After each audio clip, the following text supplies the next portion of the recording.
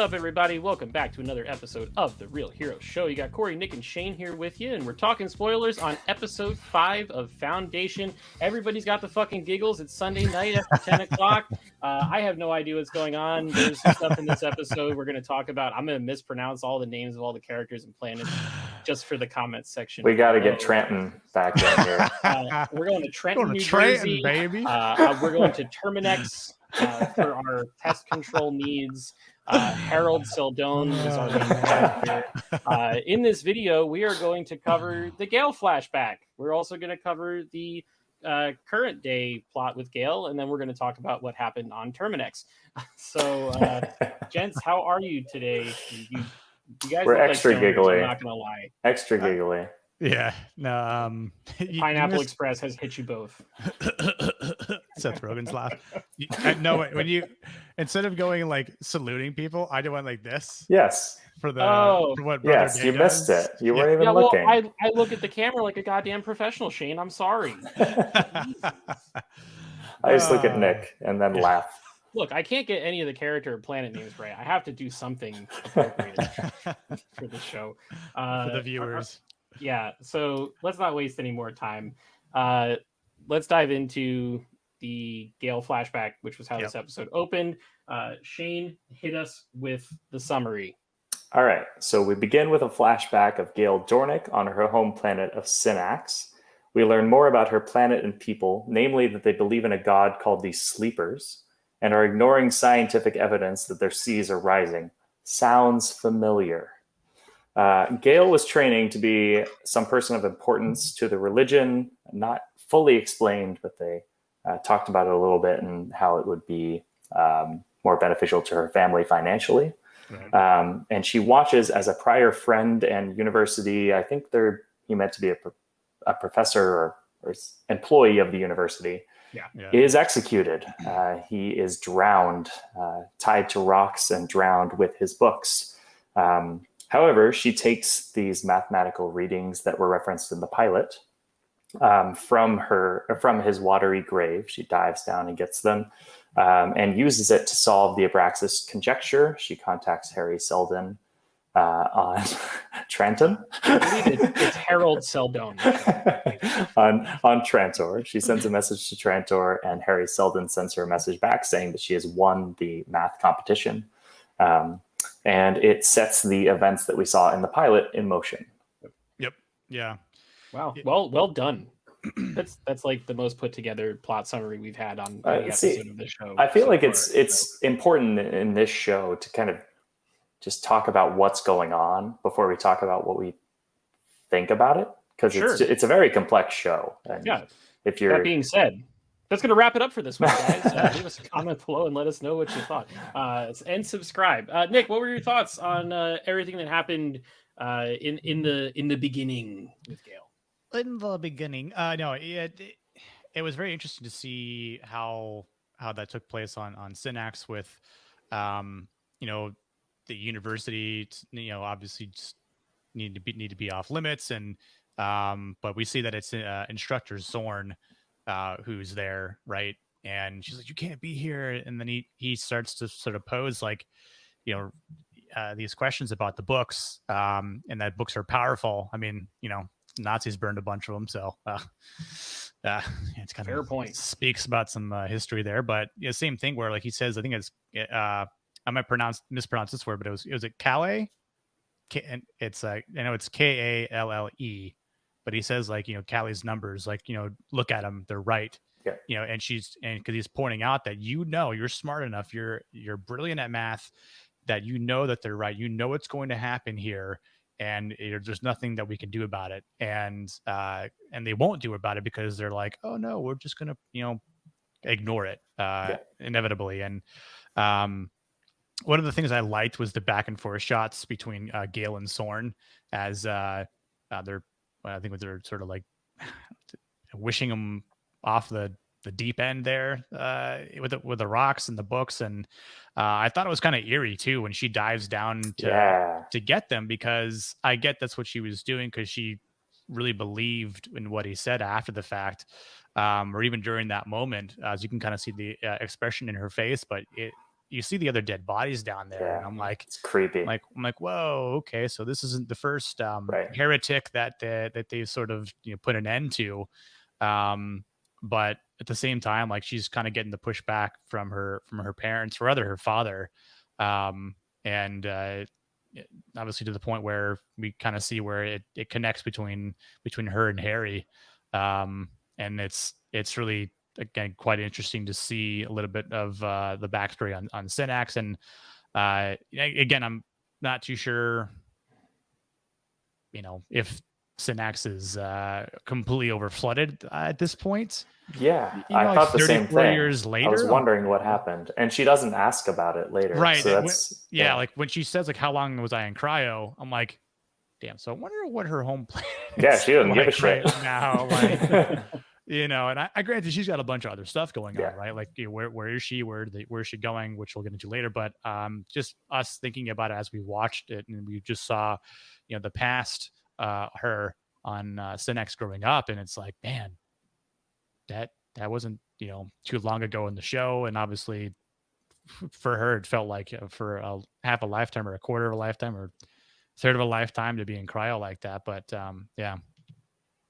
Yeah, I was very mixed on this. I enjoyed what we saw.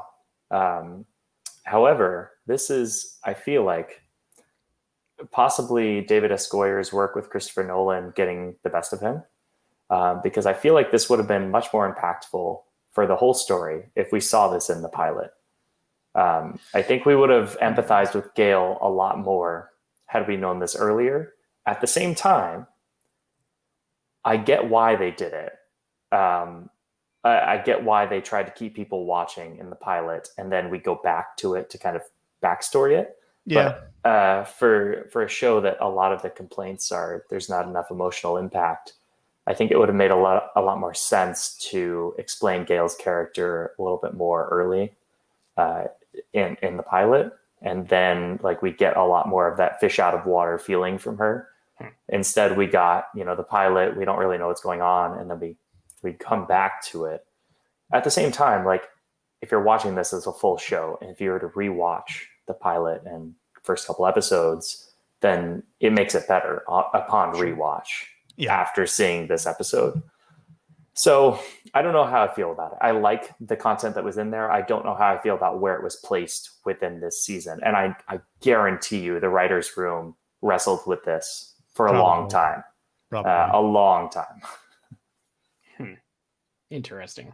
I don't have much else to add on to what you guys have already said, other than her dad saying that he would rather her daughter be dead than do what she's doing. It really kind of puts in perspective how the folks on Syntax work. It's just Syntax. We want all of the comments for Cory's. I'm going for the algorithm, people. That's what it's all about. No, the sound design when they were in the university was phenomenal. Hearing all the creaks and cracks of all the old building structure in like the rear surround channels and in the height channels and everything, I thought it was really cool. Cinematography was awesome. Yeah, it was shots interesting, in the water, right? with the rings looked really, and she really looked cool. directly at the camera multiple times. I found that interesting. Like in the first flashback, like the dream sequence, she's looking right at the camera. Yeah. And then she does it again later. I thought that was very intentional and cool. Yeah. I liked a lot of that, but that's stuff that, regardless of plot, I think I've liked the way the show looks and sounds in just about every episode so far. I think it's probably, I don't want to say it's the best looking show on TV, but it's probably pretty close. Pretty close if it isn't. So there's one shot where she was in the water, and maybe you're talking about Nick, you said the rings coming down onto her. That was great. Yeah, that was really cool stuff. Definitely echo that sentiment. That was awesome. I got great Danton vibes down in the bottom of the water with all the bodies just from the end of the Prestige, which is a Christopher Nolan film. I don't know if Goyer was involved in that at all, but I know that he's a Nolan dude. So Michael Caine, who apparently didn't retire from acting. He put out a press statement that he was like, no, that's not true. But interesting. Master Bruce. Like you said, Shane, it's important stuff for the plot of the show. The placement is a little bit tricky, but I'm willing to go with it to see where it all goes. The thing I didn't like was how it hard cut to Terminus at one point during all that, and I was like, no, go back, get back to this. This is interesting, and I want to know more about this. And then they were like, no, the barbarians are at the gates, just like last episode. Yeah, they should have just kept all the past as one. Honestly, it should have been a full episode of just Gaal. I think learning a little bit. I think it's the issue with having like 8 episodes where something is interesting that could have been completely again like a whole episode with Gaal on Cynics. Like they could have fleshed out so much more, added more to it. And I'm not saying go full hour on it, but like a solid 45 minutes. Yeah. Again, like bringing out more care and emotion for the characters, which I will get into later. On our particular subject matter. Again, like I get like the feeling with when her father says that to her, but in some cases I was like, oh, that was a burn, but I didn't really care so much because then her mother holds her, but then when they're going to the ship, she's hugging her dad again. And I'm like, yeah, it was a weird. Didn't he just say he wished she was dead? Yes. I needed one extra scene. Between those, at least one like scene that showed him like taking back his statement, right? Yes, which I think is powerful, but not as powerful as it could have been. Yeah. Well, as the great Thor Odinson says, families are tough. Moving on to the now. All right. Which I don't know about you guys. Before Shane even gets into the summary on this, I thought this was the best part of the entire episode. This was the stuff in the now. But Shane, hit us with what happened. Then we will discuss. Go for it. All right, cool. So I'll give you my summary, and then once Nick talks about it a little bit, I'll talk about my theories about it. So back in current day, Gaal wakes up from cryosleep on a ship alone with the knife of Harry's murder unlocking the door as the key. She discovers that she's been in cryosleep for 34 years, putting her in the same timeline as Terminus. The ship's commands are not authorized to her, so she must use math and problem solving to discover her location and destination, as well as uncover the details of what happened to Harry and Rake. Finally, a holographic Harry Seldon appears in the end, and we cut to black. Yeah, fun stuff, right? Yeah, I thought so. Yeah, I thought this was super interesting. Yeah, no, I so one of the things that I it kind of during during one part was where when the computer was denying her access, and I thought if you listen in the beginning when it says the Rashfos arrival protocol. And oh, good. I was going to talk about this. I'm glad you went there. That was the one that's who is the one that's the person that does have access to the actual like legit commands without having to go outside the box and do mathematical shit. I thought it was weird because it's just her right on the ship, and it found her still. So it was sort of like the mathematical trajectory, like knowing that she would be there at this precise moment. So I'm sending a rescue ship there at this precise moment, at that exact time, which, as my, I don't have glasses on, but cryo session duration was 34 years and 223 days, which she goes back on and remembers Harry's death, which is 8/12,068. Right, as that gets sent out into a coffin that he designed, which I want to talk about at some point. Yeah, and I'm like, interesting. And then of course, when she tries to hail the Deliverance, which was decommissioned on 12/11/1272 era Imperial, at the time when she awakes, it's 12,102 era Imperial. So again, this time that's passed while she's been in cryo, it's I thought it was very interesting because then there's the shots that always shows the dagger that is the key to unlocking the door. I like the metaphorical instances there, as the dagger that opens the key, the dagger that stabbed Harry, the dagger that was given to her, that was stabbed with Raish, or Raish used rather. But again, I think the interesting part's kind of like what you were saying, Cory, about they're in this part of the now, but they're going to Terminus. But the one thing that if there's anything that's connected, it's the previous, I guess, vlogs or whatever you want to call them, where it was actually Lewis, who's Lewis Perrine, who's the commander on Terminus. Yes. Who, I guess, interrogated or questioned Raish. Yep. Right. And he's the one who's out into space. Yeah. And he was the one. I kind of felt bad. Part of me felt bad if I had any sort of like sympathy, that he was the one who pressed the button before he could actually tell Gaal that he loved her. Yeah. Yeah. And I'm like, wait, we didn't even get that. Cool. Awesome. Fuck. But again, it's that part where he says you can't lose faith in the plan. You can still solve the puzzle even with the piece missing.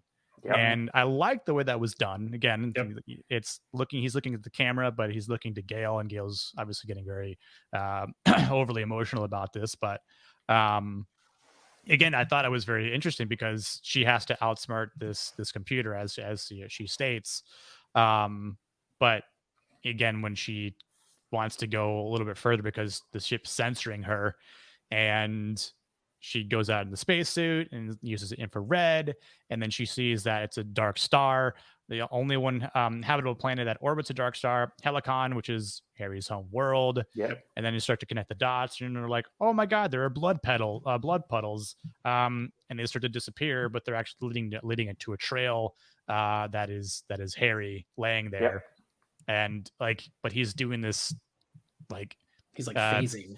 Yeah, it reminded me of like how the agents in the Matrix sort of phase. Yeah. Like, and I'm like, oh, well, again, what timing? You know, only a mathematical genius could do something like that, right? So, a couple interesting things about this. One, and this is a more character-focused thing, is that this episode is intentionally, and we talked about the timing of her backstory. It's intentionally timed this way for a very good reason. She, in the past, watches a friend be executed in front of her. Right. And she, in the future, watches the same thing happen to Raish. So that's the connective tissue between these two stories, is that Gaal is the reason why both of these men were executed unfairly. The second thing, and I thought you were going there, Brother Day, but this pod was meant for Raish. Yeah. Like, she fucked up the plan. The plan was Raish kills Harry, goes off on the little pod, shows up on this ship, and then has full command of it. And when she walks in and sees Raish stabbing Harry, it fucks everything up. Yeah. So he out of his love for her, sends her on the pod and gives her the knife so that she can get in. Right. Which answers that question of why on earth did he throw the dagger in there? Correct. No. And he tells her in his, final words, like, you can figure it out. Like, you're smarter than me. You can figure out how to work this without my authorization.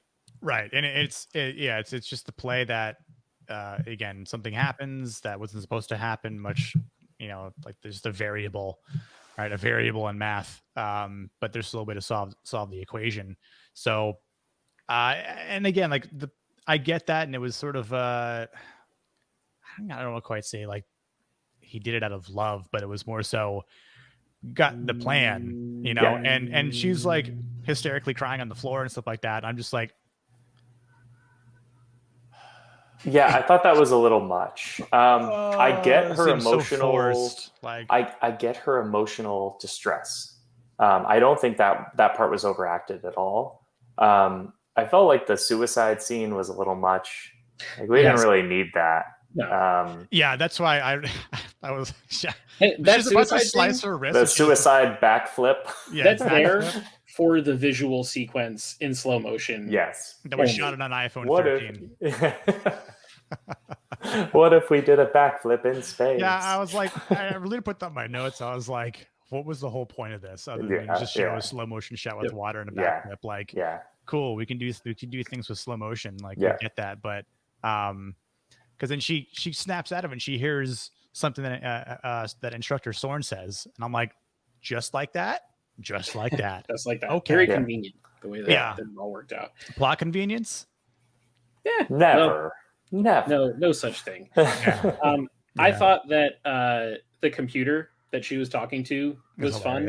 It was kind of like a 2001 with a HAL, or like TARS from Interstellar, where it's like it follows commands, but it's kind of a computer with a little bit of an attitude, which is a sci-fi trope, even, you know, with an R2D2 or C3PO type thing, which was cool. Cinematography wise, the shots where she's going from the pod into the hallway into the command center, the way that the neon lit up as she was walking through, that's like a super simple technique, but fuck, it's effective. That was cool. Such a sci-fi feel to it.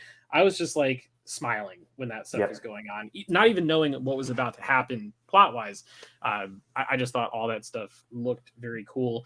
Was kind of hoping that Raish was going to use the Force and fly back into the ship, but alas, that didn't happen. We love Last Jedi jokes.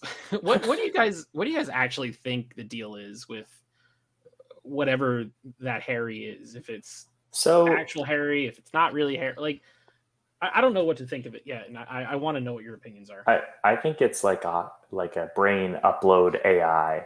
Okay. That's going to help her,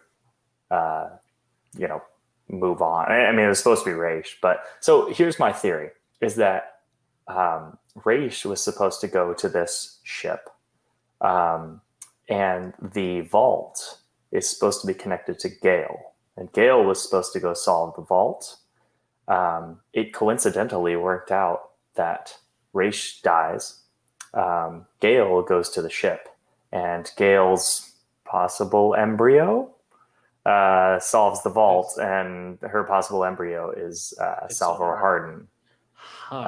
That's my theory, is that, you know, as Nick mentioned, there's variables in the plan, but it kind of works out because I'm guessing the vault was programmed to Gaal's DNA. To only let people with Gaal's DNA in, and that's her pseudo daughter, I think. And so that's why she can see the vault. Interesting. Yeah, because and also, I don't know what you guys think about, you know, if she's on the trajectory of going to Helicon, which is, you know, Harry's homeworld. What if that is the real Harry? I mean, again, I don't know if it is for sure. I mean, because I'm just happy we get Jared Harris back. Yeah, no, I mean, yeah, like, and again, like, if it's just like a pseudo version of him, it's like this, I don't know, like augmented reality, you know, AI version of him that's, again, staticky, but again, that's why I'm like, why is the blood? Yeah, it was weird, right? Phasing out. Yep. You know, as if after he was stabbed and Raish runs away to, you know, obviously to hide Gaal in the pod, and then gets taken away. But as, you know, what's maybe being tracked through whatever technology, as maybe Harry is moving and the blood is kind of filling in spots. But I don't know if he had to crawl himself to a certain spot to save himself in a way before he actually just stopped breathing, or what. You know, and I guess some of the things I also asked myself after watching this, I'm like, with what we just saw and what just took place, how does all this actually, what's the differential between this and what's in the books, right? Sure. Like how drastic is this difference with, again, like him dying, or the way he comes back, if he comes back, if it's really him, if it's an AR version of himself, and was this the way it's supposed to go? Or did they sort of, you know, tweak it a little bit to just kind of change things? Or again, like with the romantics of it or not? Like, I don't know. But again, just talking about the show itself, I wonder if that's part of the plan again, right? Like, if Gaal goes to Helicon and is like, hey, here's Harry, I'm out. Like I have to go to Terminus now or something like that. Like I don't know. Like, what do you guys think? I don't know, man. She seems like she doesn't want to go there because that's Harry's home world. Right. That's I think she sees him. the Harrygram is going to help her, convince the people that, she didn't murder him. So it's sort of like because he's good at maths and stuff. The answer is math. Science. If he goes, well, again, if he surmised the equation of the possibility of if this going wrong, right, the variable where she does see what happens, Raish doesn't get in the pod to meet him later on, or this version of him later on, and it's her. What would happen if that's the case, which we're going on the trajectory of Helicon, and when we get there, I have to do this in order to convince them that she didn't kill me, and it was Raish. Raish is gone. She actually was trying to save me or didn't know, wasn't supposed to be there, sort of thing, right? So again, they're like, oh, you're not a bad person, and you didn't kill our beloved Harry. So what can we do to help, right? And then Harry's like, well, as a matter of fact, she needs to go to Terminus, and something like that. I don't know. But I don't think she'll go to Terminus. I think she's going to fill in the plot that Raish was supposed to fill in. She'll probably just stay on Helicon, perhaps. Yeah. It's interesting to see that they're going there, and especially because it seems like it's not a world that is very traceable. Clearly. It's like a whole puzzle. Your planet is missing. It's the Camino. Yes, it is. I was thinking Camino of. If we go there, exact same thing. If we go there, all the gravity. It's all Cleons. It's all Cleons. That's where they get the technology to do that. Maybe that's where Cleon the 97th is going in the next episode. I don't know. We a million more Cleons well on the way. So let's talk about Terminus, because before we get to that, I want to point out one thing is that Shane, the fucking host of the show now, apparently. Go ahead, Shane, please. I was going to say that scene where she's looking back on the recordings. It reminded me a lot of Interstellar when Matthew McConaughey is watching the videos. And so David S. Goyer, the showrunner, did an AMA on Reddit, and they asked the three things they asked the things that inspired the show. And he said Arrival, Interstellar, and Stalker. And so I totally got big. Foundation is not one of them. I think the question was besides Foundation. Okay. But yes, Interstellar, clear Interstellar vibes. Oh yeah, yeah, for sure. Yep, 100%. I don't know about you, Cory, but because I could detect the little bit of an Australian accent. And I just wanted to be like, it's Omega for our Bad Batch friends. Yeah. Season 2 coming next year. So Terminus, this was not good. We got battle, guys. I have a great maybe we shouldn't have asked for the battle sequences. Yes. Because this show's clearly better at dialogue. Yes. And heady sci-fi concepts than it is at hand-to-hand combat. So go ahead, Shane. Fill us in on what happened on Terminus. Okay. And then we'll poop on it. All right. So on Terminus, the Anacreans hatched their incredibly convoluted plot to destroy the Empire. The plot involves Farah, the Grand Huntress, being led to the tower conveniently by the Empire that they knew would arrive, before using an eye-based EMP to destroy the special fences. The Empire then uses their cloaked gun that Salvor conveniently didn't tell the Empire anything about, despite mentioning it, to destroy the Imperial vessel, while Salvor watches in horror. Yeah. This was bad. This was not good. It is what it is. The one thing I thought was funny was that the Anacreans are kind of like stormtroopers. They missed a lot. This is in the AMA. Is it really? Yes, this is in the AMA, and I have to bring this up. Okay. Because he directly addresses this, because the question, hold on, I have to find it. Keep talking. They have like 5 targets that they have to hit. Yes. Well, they shoot. Guns, right? They shoot. I forget who. I don't remember the name. Not that it really matters. I think the person dies anyway. But rip. It was in the red attire. Yeah, she's the one that tells everybody to get back to town or whatever. Yeah. She gets shot, but she doesn't die. She gets back up, and they help her up and they continue back. But I'm like, oh wow, they hit something. But I mean, theoretically, they also shot down the ship too. So the guy that's that in guy's good. The cannon, rest of them. There's a reason why he's at the big cannon. He's the one who knows what he's doing. We need someone with 100% accuracy. So here's the AMA question. It's from Chi Wee. Hi, David. Can you tell us about the guns Anacreon soldiers use and why they are so inaccurate? David Escoyer says, ha ha ha. Look, here's the truth. Originally, we had a lot more time scheduled for that scene and a lot more extras planned. But because of COVID, we were only allowed 60 extras and a day and a half to film that scene. We planned for a lot more gun hits, stunt falls, etc., but COVID made it impossible. Interesting. So we can shit on the action all we want. Unfortunately, this is one of the casualties of a COVID production environment. It seems like they wanted a whole lot more to go on in the scene.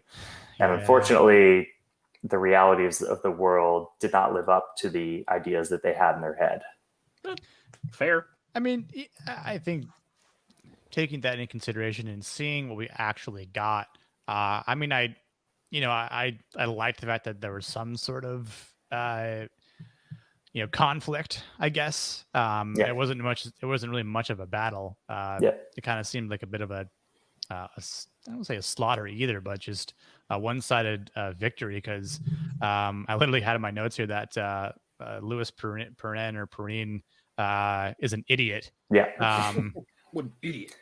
See, I hate characters like that. I hate characters that are just plot convenience. That's by what being I'm saying. Stupid. Like he's like, no, like you've got the warden that is meant to lead everyone, and she's like, no, don't take them there. We're gonna take them there, and I'm like, oh, come on, man.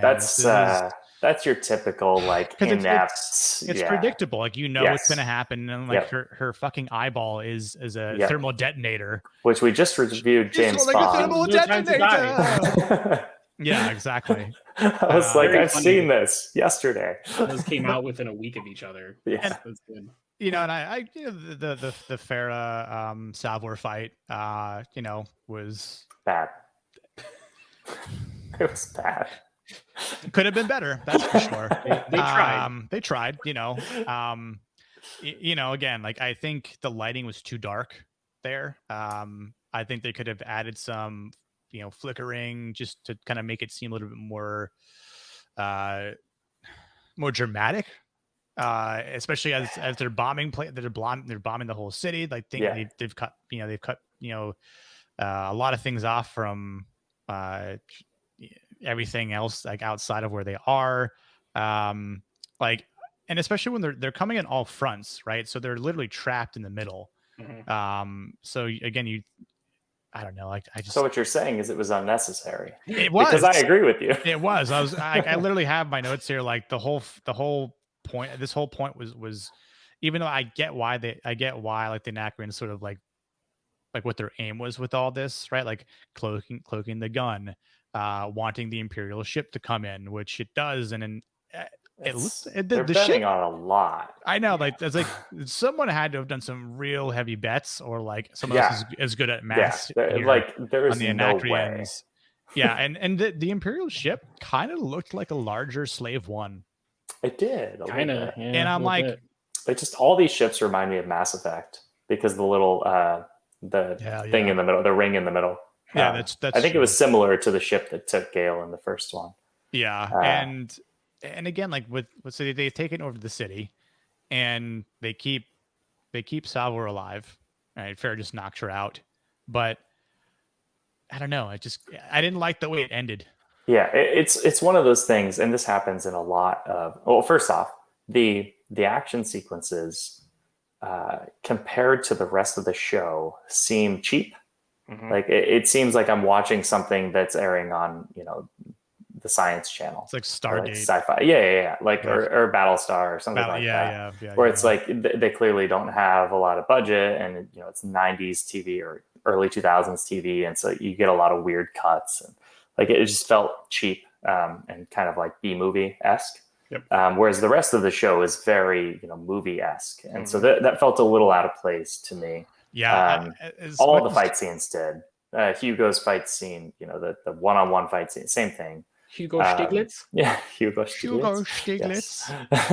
But then also, like, it just, that fight between them, unless there's, and this is kind of a theory as well, because I've read, not spoilers on the books, but characterizations of the books, and Salvor is very anti-violence and using her brain to solve problems in the books.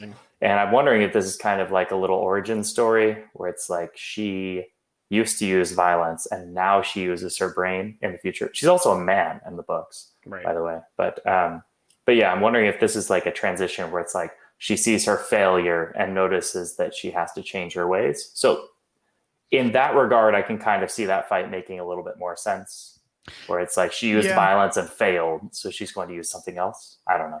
And I think another thing, again, like, I get it. It's tough to do this sort of stuff with when it was being filmed and produced with COVID and all that kind of crap. But like, would it have been better to hold off on that? Yeah, just cut it. Yeah, just like save it till season 2 when you can have a lot more people and have better control over things, like, and just we'll focus on other parts of the story. Yeah, we won't really talk much about Terminus or this part of Terminus. It's sort of like Game of Thrones did that, right? We'd see parts of like from a certain season that wouldn't see this character or this arc until the following season, right? So I felt like that probably would have been a better assessment. And again, like, it kind of sucks to knock on it too, because as much as I wanted to see some sort of conflict, and I'm sure this probably was even better in the books. I don't think this is in the books. Oh, it wasn't in the books? Well, then in that case, I'm sure that could have been. I think it was one of those things where it was like, paper. We spent the money on it, so we have to keep it in the show. Whereas, like, we spent all the time and effort. Where it's like, the story wise, if it's not going to be executed well, just cut it. Like, it didn't add anything. Just Yeah. I mean, even if Terminus had to get wiped out, right? Because it's a plot point from the books, or it's like the first Foundation. Yeah, you didn't have to have the close quarters stuff. Right. You could have cut all that. Yeah. Have a spaceship come in, CGI all of it, blow it up, and then you're done. Yeah. But whatever it is. Or even just like cut the scene with Hugo, unless he actually dies, and that's a character moment. And then cut the one-on-one fight, because the rest of it, like, it's fine. Like, it's not great, but it's fine. It works. Sure. Yeah, and I think at that point too, again, like, some of these characters are dying, and I'm just like, okay, yeah, all right. Like, I don't care about it. Yeah, and I feel like we should with this show. Yeah, sure. Like, I feel like at this point, I don't really care about Salvor. And maybe this is meant to make you care about her and see her plight, and then in the future, she's different. It actually puts her on a journey, right? And this is kind of her flashback moment. But really, Gaal, who I didn't like in the first couple episodes, is the only one that I actually care about a little bit now, because she's had the most things happen to her. Harry, and Brother Day. And the Cleons. Yeah, I care about Cleons a lot. I don't know if this was intentional, but I like the Cleons the most of anyone. It's crazy to say, because it's like, the Empire is, you could talk about empires, but probably supposed to be the bad guys. Yeah, right. And and again, it's we've seen so much from them, and they've just exacted storytelling, acting, just overall plot has been so much better. And I think the episodes with them in it, that's some of the best parts of the episode. A significant lack of Lee Pace this week, and I felt it. There was none, and you can totally, like, it feels like the oxygen gets sucked out of the room when he's not in the episode. Well, I have good news for you, Shane. He is in the next one. The synopsis for episode 6 all says, Cleon. Brother Day meets Zephyr Halima, a would-be leader who opposes the Empire, and Brother Dusk grows suspicious of Brother Dawn. So the same way that we had kind of a Gaal specific episode in this one, it kind of sounds like next week is going to be very Cleon specific, which will be good. Be back for that. So yeah, gents, we're halfway through the season. Where do we rank it so far, and are we excited for the second half? How many episodes in there? Is it 8 or 10? 8? I think it's 10. Is it 10? Okay. I think so. Yeah. So I'll say this episode was my least favorite. Even though the parts with Gaal and the ship was the best part of this episode.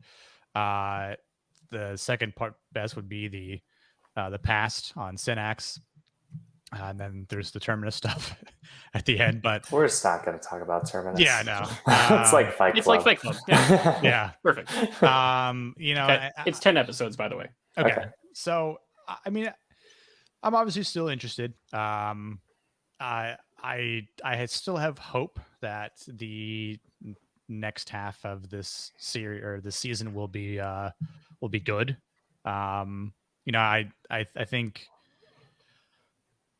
I think with where they're headed with some of the details of this episode will be worthwhile. Again, I think around the Empire, the Cleons, Harry, Gaal. If I have any concern, it's with the stuff on Terminus. I'm weary of that point in the story. I think they've got to again flesh out some of these episodes with why is it important.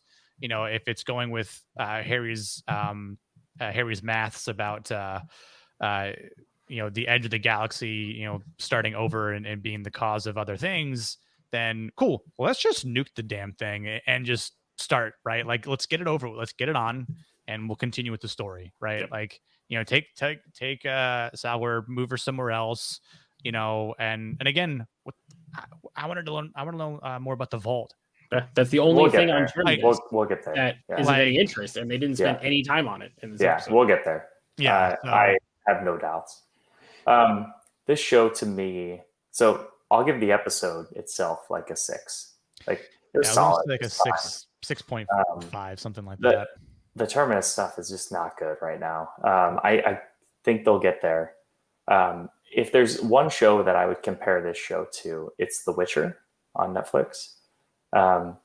Where as a whole, I really, really enjoyed the show, but there are a lot of problems with it.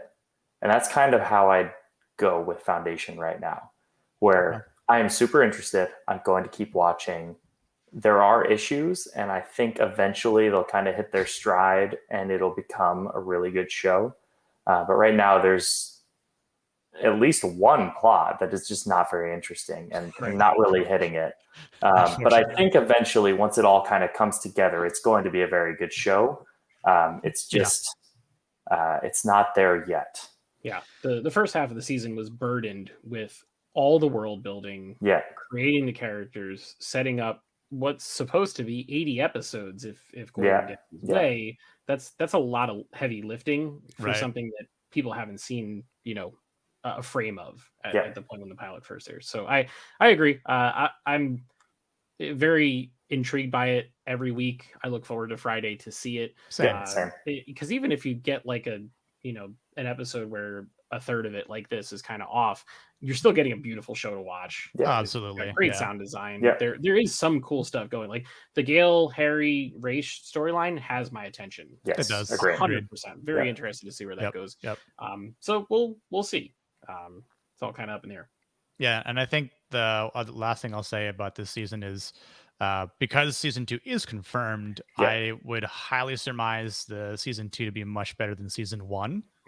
Again, that might be a bit of a gamble, maths, but again, because of the world building and things that need to take place this season, once that's all been established, then with the second season that follows up with a lot of the plot, the story that's continuing onward, that has our interest, has us intrigued, and is being fleshed out more. Again, the Terminus stuff could end up being just from not good just to damn, that's or it just isn't even remembered. Right. Yeah, Like we just move past it, and it's important for the backstory, but not necessarily important for the show. You remember Terminus? No, I don't actually. Yeah. I don't remember. I don't remember. Yeah. Yeah. To Shane's point with The Witcher, like the showrunners for that show kind of apologized for the structure of the first season, and they said season 2 will not be like that. It'll be much more linear. So you might get something similar. We're not going to get a linear show with David S. Goyer. Yeah, probably not. He's worked with Chris Nolan too much. It's always going to jump. That's it. There it is. Man. So we're 45 minutes in, and we plan to go about 20 minutes on this video. So if you're still here, I'm so sorry. Leave us a comment. Let us know what you thought. This is the Terminus plot of the review. God. Stop. But let us know what you think. If you're into the show, if you're going to watch to the end, if you're planning on sticking through it for as long as they go on, make sure drop that comment. We will respond to every single one that comes through. If you want to support the channel, all you have to do is like the video, subscribe if you haven't already. We are on our way to our goal of 1,000 subscribers, but we do need your help to get us there. So just click that subscribe button. You'll get plenty of television, movie, and Blu-ray reviews that will come out of it. On a programming note, we're doing our next live stream, what will be a week from today. Yes, which is when this video comes out. We're going to be talking spoilers on Denis Villeneuve's Dune, which we're all extremely excited for. But by doing it on Monday, it will give everybody the chance to either see it in the theater or check it out on HBO Max. That way we can talk spoilers on it and just generally nerd out and answer a bunch of questions from the chat. So if you want to hit us up on social, we are on Twitter and Instagram at Real Heroes Show. And then aside from this video, we're going to have some 4K reviews this week. Nick is continuing to review Doom Patrol.